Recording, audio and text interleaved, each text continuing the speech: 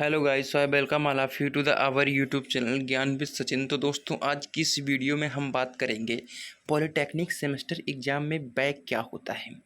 और जो हमारे न्यू स्टूडेंट्स अभी फर्स्ट सेमेस्टर में एडमिशन लेंगे उनके लिए बहुत ही ज़रूरी है कि जान लेना कि बैक क्या होता है। और फर्स्ट सेमेस्टर में सभी सब्जेक्ट्स कॉमन होते हैं, तो किस सब्जेक्ट में सबसे ज़्यादा बैक आती है उसे भी बहुत ज़रूरी है इन स्टूडेंट्स को जान लेना। तो किस सब्जेक्ट में सबसे ज़्यादा बैक है उसके बारे में भी हम प्रॉपरली डिस्कस करेंगे। और फर्स्ट ईयर में बैक क्यों आती है, क्योंकि अगर हमने फर्स्ट ईयर क्रॉस करा है तो हमें पता होगा कि क्यों फर्स्ट ईयर में बैक सबसे ज़्यादा आती है। तो उसके बारे में भी मैं बताऊंगा, जिससे आपको थोड़ा अवेयर रहना है कि जिससे आपकी बैक बिल्कुल ना आए। ठीक है फ्रेंड्स, तो चलिए अपने इस वीडियो की शुरुआत करते हैं। अब बात करते हैं पॉलिटेक्निक सेमेस्टर एग्ज़ाम में बैक होती क्या है। तो दोस्तों, बैक वो होता है कि जितने भी हमारा क्राइटेरिया होता है पास होने का, उसमें अगर जैसे 50 नंबर का हमारा पेपर होता है, लगभग आपको पूरे 6 सेमेस्टर के दौरान 50 नंबर के ही पेपर को देखने को मिलेगा। एक पेपर ऐसा होता है जो 60 नंबर का भी होता है, लेकिन आपको हमेशा 50 नंबर के ही पेपर को देखने को मिलेगा। तो जितना हमारा मेन क्राइटेरिया होता है पासिंग मार्क का, उतना अगर आप नहीं पाओगे तो आप फेल हो जाओगे, जैसे आपके इंटरमीडिएट और हाई स्कूल में होता था। लेकिन आपके इस डिप्लोमा इंजीनियरिंग लाइफ में ऐसा नहीं होता। यहाँ पर होता है कि अगर आपके पासिंग मार्क्स से कम आते हैं तो आपको क्या किया जाएगा, बैक लगा दिया जाएगा आपका, और आपका बैक आ जाएगा मतलब आप फेल हो गए। लेकिन ये वर्ड नहीं यूज़ किया जाता कि आप फेल हो गए, ये वर्ड यूज किया जाता है कि आपका बैक आ गया, किसमें, इस सब्जेक्ट में बैक आ गई। ठीक है फ्रेंड्स, और मैं कुछ ऐसी टेक्निक्स भी बता रहा हूँ आपको कि क्यों आपकी बैक अधिकतर आ ही जाती है। तो उन टेक्निक्स को भी यूज करिए, जिससे क्या होगा दोस्तों कि आप उस चीज़ से हमेशा अवेयर रहेंगे और आपकी तो बैक आने की चांसेस ही नहीं रहेंगी, क्योंकि हम आपके साथ लगातार वीडियो के साथ बने हुए हैं। कोई भी जानकारी और चाहिए तो डिस्क्रिप्शन बॉक्स में नंबर दिया है दोस्तों, वहाँ से आप व्हाट्सअप करके पूछ सकते हैं। ठीक है दोस्तों, तो आप ये समझिए कि आपकी बैक क्या होती है, कि आप फेल हो गए, उसी को हमने बैकवर्ड नाम दिया है। अब बात करेंगे कि किस सब्जेक्ट में सबसे ज़्यादा बैक आती है। तो दोस्तों, सबसे ज़्यादा 3 सब्जेक्ट्स में बैक आती है। फर्स्ट सेमेस्टर वाले ध्यान से सुने, जो भी फर्स्ट सेमेस्टर के नए स्टूडेंट्स ये वीडियो देख रहे हैं वो ध्यान से सुनिएगा कि सबसे ज़्यादा सबसे ज़्यादा बैक जो है वो 3 सब्जेक्ट में आती है।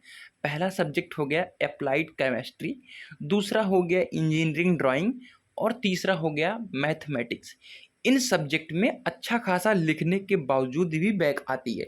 उसके बारे में भी डिस्कस करेंगे कि क्यों बैक आ गई। मैंने तो सारा लिख के आया था 45 number. Board of technical education Uttar Pradesh के इस बोर्ड में ऐसा ही होता है कुछ दोस्तों आप लोगों के साथ, तो उसके बारे में मैं बात कर रहा हूँ। ठीक है फ्रेंड्स, तो आपको समझना है, समझ गए कि किन सब्जेक्ट में सबसे ज़्यादा बैक आती है। वो आती है अप्लाइड केमिस्ट्री में, और अप्लाइड केमिस्ट्री में, और इंजीनियरिंग ड्राइंग में, और अप्लाइड मैथमेटिक्स में। तो इन सब्जेक्ट्स में सबसे ज़्यादा बैक आती है। ठीक है फ्रेंड्स, अब बात करते हैं कि और सब्जेक्ट्स में बैक आती है या नहीं। जी, बैक आती है, लेकिन उन स्टूडेंट्स की आती है जो बिल्कुल गधे होते हैं, जो बिल्कुल पढ़ाई ही नहीं करते, जो कॉपी में कुछ लिख कर भी नहीं आते। उन स्टूडेंट की और सब्जेक्ट्स में बैक आती है जहाँ से वो कुछ लिखा नहीं होता, वरना और सब्जेक्ट्स में ईजिली निकल जाया जाता है। ठीक है, अब हम बात करते हैं कि फर्स्ट ईयर में बैक क्यों आती है, और फर्स्ट ईयर में बैक पेपर देने का क्या रूल है, उसके बारे में भी आप डिस्कस करते हैं। तो फर्स्ट ईयर में ज़्यादा बैक इसलिए आती है दोस्तों कि बहुत सारे स्टूडेंट्स होते हैं जो अपने इस संघर्षमयी वातावरण में घर से दूर जाते हैं, और वो कुछ दिन डिप्रेशन में रहते हैं। उन्हें कुछ ऐसा लगता है कि मेरा पढ़ाई में मन नहीं लग रहा है, और भी प्रॉब्लम्स उन्हें क्रिएट होती हैं, जिसकी वजह से उनका जो शेड्यूल होता है वो सही नहीं रह पाता। और उसके साथ साथ ही दोस्तों क्या होता है कि कुछ लोग थोड़ा साथ भी जो होता है वो अलग हो जाता है, क्योंकि घर से दूर जाने के बाद कोई एक नया मित्र बन जाता है, और वो अगर सही नहीं होता है तो दोस्तों क्या होता है कि वो उड़ने लगते हैं बच्चे।